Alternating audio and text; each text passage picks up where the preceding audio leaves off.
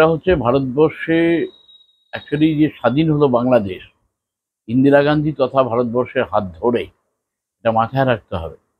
আপনি যদি আরো আগে পিছিয়ে যান 1946 সালে যে রায়ট হয়েছিল, শুনলে আপনারা চমকে যাবেন।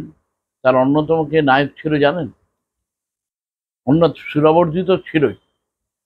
এবার 1971 সালে ঐতিহাসিক কারণে ইন্দিরা গান্ধী নেতৃত্বে ভারতবর্ষ সরকার সাপোর্ট করলেন পুরো অধুনা প্রাক্তন পূর্ব পাকিস্তান, আজকে যেটা বাংলাদেশ।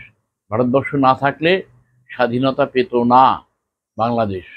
এবং ভারতীয়রা, ভারতবর্ষের ঐতিহ্য হচ্ছে পরম্পরা একটা, যে যাদের বিরুদ্ধে গণহত্যার অভিযোগ নেই, যে রাষ্ট্রপ্রধান হোক না কেন তাকে আশ্রয় দেওয়া। তার ভিত্তিতেই বর্তমান সরকার, ভারত সরকার, শেখ হাসিনাকে আশ্রয় দিয়েছে। এবং সেখানে প্রত্যাপন চুক্তি, সেই চুক্তি ক্রিমিনালদের ক্ষেত্রে প্রযোজ্য, কিন্তু শেখ হাসিনার ক্ষেত্রে সেটা প্রযোজ্য হতে পারে না, হবেও না। সেই কারণেই ভারত সরকার যুক্তিগ্রাহ্য মনে করেছে যে শেখ হাসিনাকে আশ্রয় দেওয়া।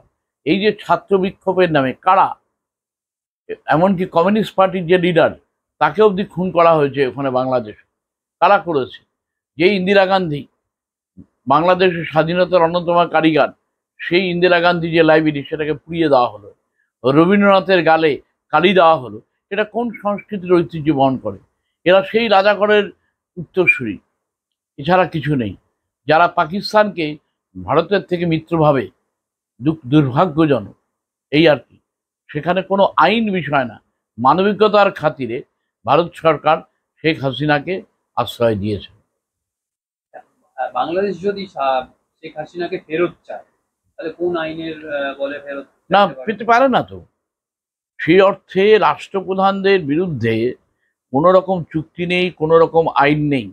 যেটা বাংলাদেশের সঙ্গে ভারতের চুক্তি আছে, প্রত্যাপন চুক্তি, সেটা অপরাধীদের।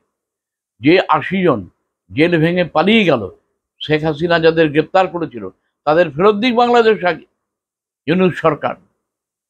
তারপরে তারা হাসিনার ব্যাপারে কথা বলবে। কোন অধিকারে, কিসের ভিত্তিতে তারা বলছে? আজকের বাংলাদেশ কাদের হাতের পুতুল, সেটাও ভাবতে হবে।